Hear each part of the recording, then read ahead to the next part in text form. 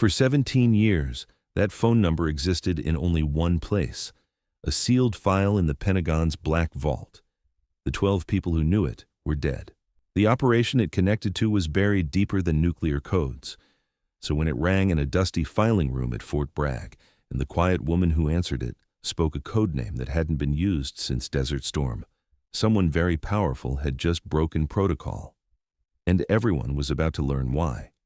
From which city in the world are you watching this video today? If stories about hidden heroes and buried truth speak to you, consider subscribing for more narratives about those who serve in silence. The morning started like every other in room B12, fluorescent lights humming their familiar tune, the smell of old paper and dust, and Sarah Mitchell organizing files with the methodical precision of someone who had done this exact task for 3 years, 7 months, and 14 days. Not that anyone was counting, certainly not the officers who passed her in the hallways without acknowledgement, or the secretaries who forgot to invite her to birthday celebrations, or the janitors who sometimes forgot she was still there when they locked up at night. Sarah was 47, though the harsh lighting and her deliberately plain appearance made her look older. Brown hair always in the same simple bun, reading glasses on a chain around her neck, clothes from discount stores, always clean but never memorable.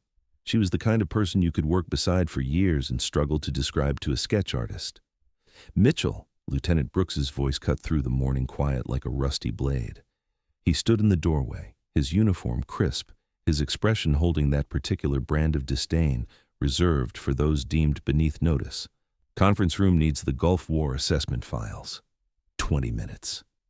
She looked up from her work, a strand of hair falling across her face. Which assessment, sir?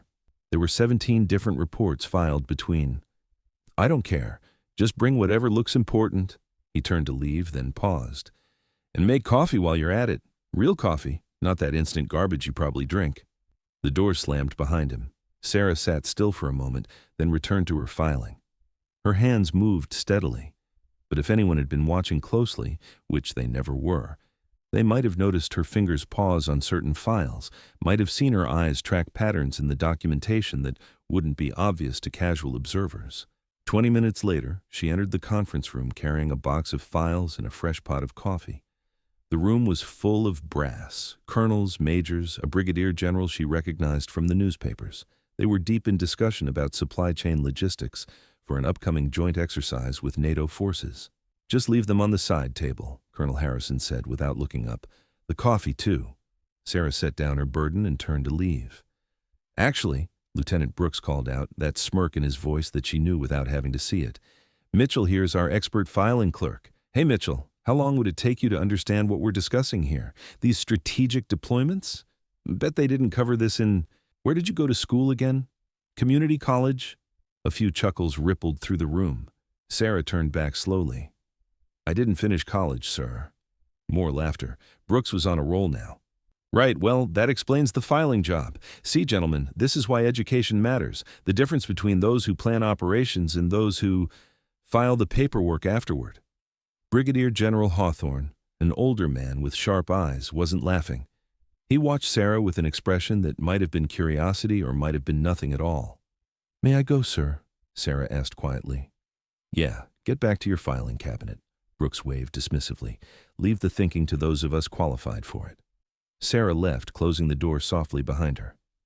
In the hallway, she stopped, took a breath, and continued to room B12.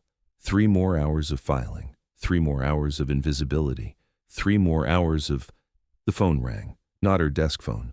That rang occasionally, usually someone looking for a specific file or complaining about a delivery delay. This was different. This sound came from behind the tall filing cabinet in the corner, the one she'd had to move when she first arrived because it was blocking an old ventilation grate. She walked over slowly, reached behind the cabinet, and found it. A red phone, its cord disappearing into a hole in the wall that had been painted over so many times it was almost invisible. The phone was covered in dust except for the earpiece, which was clean, as if someone had been waiting to answer it. It rang again. Sarah picked it up. For a moment there was only static. Then a voice, digitally altered but carrying an undertone of absolute authority. Authentication required. Sarah didn't hesitate. Echo 77, authentication code Thunderbird. Status, dormant, awaiting activation. A pause. Then, identity confirmed. Commander Mitchell, this is JSOC Priority 1. Your dormant status is hereby revoked under Emergency Protocol 7. Are you secure? Sarah looked around the empty filing room. Secure. Operation Glass Tower has been compromised. Your unique access and positioning are required. Full reinstatement authorized by Secretary of Defense, effective immediately. Local command will be notified in 17 minutes. Prepare for transition. Understood. Rules of engagement. Minimal disclosure until necessary. Your cover served its purpose, Commander. Time to surface. The line went dead. Sarah stood holding the red phone for a moment, then carefully placed it back in its cradle. She walked to her desk, opened the bottom drawer, and pulled out a small locked box she'd kept there since her first day. Inside was a single photograph, her unit in Afghanistan, faces blacked out except for hers, and a small pin she hadn't worn in 3 years. 17 minutes. She began pulling specific files from the cabinets, files she'd memorized the locations of long ago, files that painted a very different picture when assembled together than when scattered throughout the archives, files that showed a pattern of weapons shipments, personnel transfers, and communication logs that suggested something significant was about to happen, something that shouldn't be happening. 15 minutes. The door burst open. Lieutenant Brooks again, looking irritated. Mitchell, the general wants those NATO assessment files. They're on your desk, she said without looking up. I delivered them 10 minutes ago. I didn't see you. I'm good at not being seen, she continued, pulling files. It's actually my specialty. Something in her tone made Brooks pause. What are you doing? Those are classified files. Yes, they are. She turned to face him, and something in her expression made him take an involuntary step back. Classified level 7. Your clearance is level 4. I suggest you leave. My clearance? How do you can't... Lieutenant Brooks. Her voice carried a different quality now. Not louder, but fuller. Command presence, they called it in training. In approximately 12 minutes, this base's communication system is going to receive a priority override from the Pentagon. When that happens, you're going to want to be at your desk, not here, questioning things above your clearance level. You're just a filing clerk. I'm a filing clerk today. In 12 minutes, I'll be something else. And in 13 minutes, you'll be answering to me. So I suggest, and this is the last time I'll suggest anything to you, that you leave this room. Brooks's face went through several shades of red. I'm reporting this. You're done here, Mitchell. Whatever mental breakdown you're having, the main base alarm suddenly activated. Not the fire alarm or the standard drill signal. This was the command override alarm, the one that meant all senior officers were to report to the Situation Room immediately. Brooks's phone buzzed. He looked at it, and his face went pale. That's impossible. 11 minutes, Sarah said. I was off by 1. The lieutenant stumbled out of the room, phone pressed to his ear. Sarah could hear him in the hallway. Yes, sir. No, sir. I don't understand. The filing clerk. Yes, sir. Immediately, sir. She allowed herself a small smile and returned to her work. By the time footsteps, many footsteps, approached her door, she had assembled a complete intelligence picture that would have taken a team of analysts days to compile. Brigadier General Hawthorne entered first, followed by Colonel Harrison, Major Reeves, and several other officers she recognized, but had never officially met. Brooks trailed behind, looking like he might vomit. Commander Mitchell, Hawthorne said, and she noticed he didn't sound surprised. His sharp eyes studied her with something that might have been satisfaction. I wondered when they'd activate you. You knew? Colonel Harrison sputtered. You knew we had a... What even is she? She's the reason we won 3 operations that never officially happened, Hawthorne replied. Commander Sarah Mitchell, former Delta Force intelligence specialist, former CIA operations coordinator, and currently, apparently, the Pentagon's ace in the hole. Sarah stood, pulled her hair out of its bun, and removed her reading glasses. It was remarkable how much those small changes altered her appearance. She went from forgettable to formidable in seconds. Gentlemen, she said, we have a problem. Someone in this room has been transmitting classified NATO exercise plans to foreign operatives. I've spent 3 years documenting every file access, every unusual request, every pattern that didn't fit. I know who it is. The room went deadly silent. That's a serious accusation, Harrison said carefully. It's not an accusation. It's a fact. She pulled out a specific file. Colonel Harrison, you accessed the NATO deployment schedules 17 times in the last month. Normal for your position, but you also accessed them from Terminal B7 in the auxiliary building, a terminal that's supposed to be decommissioned. Harrison's jaw tightened. Anyone could have used that terminal. With your biometric login, that you thought was untraceable because the terminal wasn't supposed to be connected to the main network? Sarah pulled out another paper. I connected it. 3 years ago. Every keystroke you made is logged here. This is ridiculous. I've served this country for 20 years.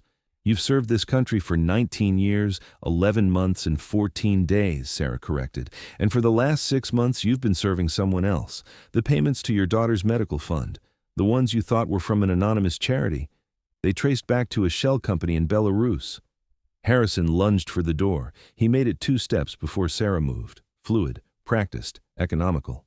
A simple shift of weight, a precise application of pressure, and the colonel was on the ground, arm locked behind his back. Brooks, she said calmly, call security. Tell them to bring restraints rated for someone with combat training. Brooks stood frozen.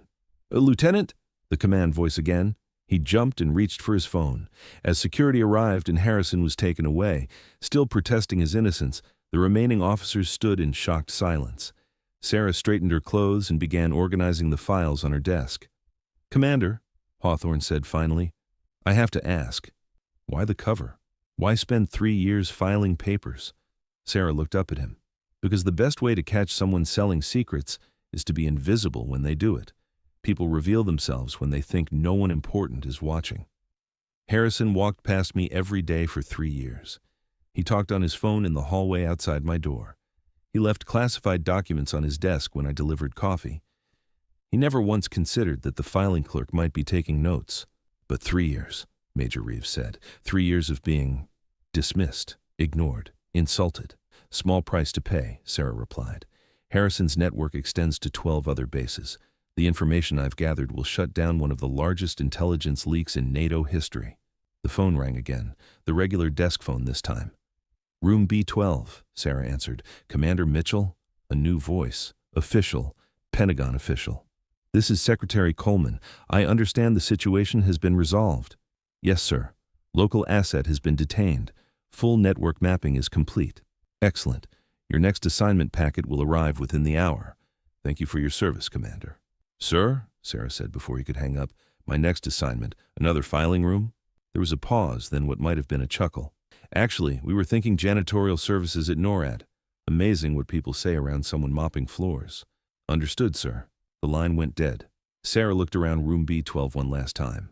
3 years, 7 months, and 14 days. She'd missed the quiet in a way, but not the coffee runs. Commander, Hawthorne said, before you go, the lieutenant has something to say. Brooks stepped forward, face red, hands shaking slightly. He tried to salute, got it wrong, tried again. I apologize for everything. The coffee comments, the education jokes, the... Lieutenant, Sarah interrupted, not unkindly. Can I give you some advice? He nodded miserably. The next time you meet someone you think is beneath you, someone filing papers, mopping floors, serving food, remember this moment. Remember that you have no idea who they really are or what they've done. Respect costs you nothing. Disrespect might cost you everything. She gathered her few personal items, the photograph, the pin, a coffee mug that said, World's Okayest Employee, and put them in a small box. Where will you go? Hawthorne asked. Wherever they need someone invisible, Sarah replied.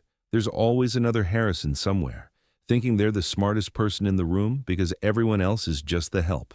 As she walked toward the door, the officers stepped aside, some saluting, others simply nodding with newfound respect. At the threshold, she turned back. Oh, Ann Brooks? You might want to check the coffee maker in the conference room. I fixed it 3 months ago. It makes excellent espresso now. You just never tried it because you assumed the filing clerk couldn't possibly know about good coffee.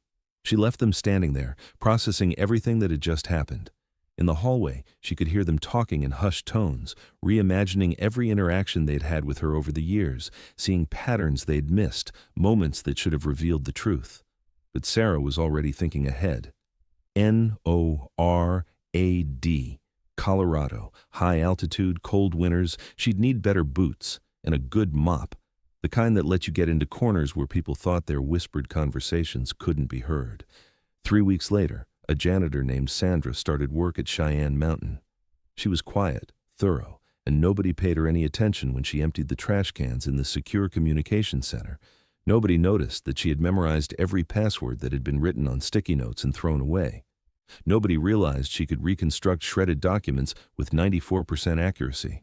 Nobody suspected that the Pentagon's most effective intelligence asset was currently mopping the floor outside the war room, and that was exactly how she liked it.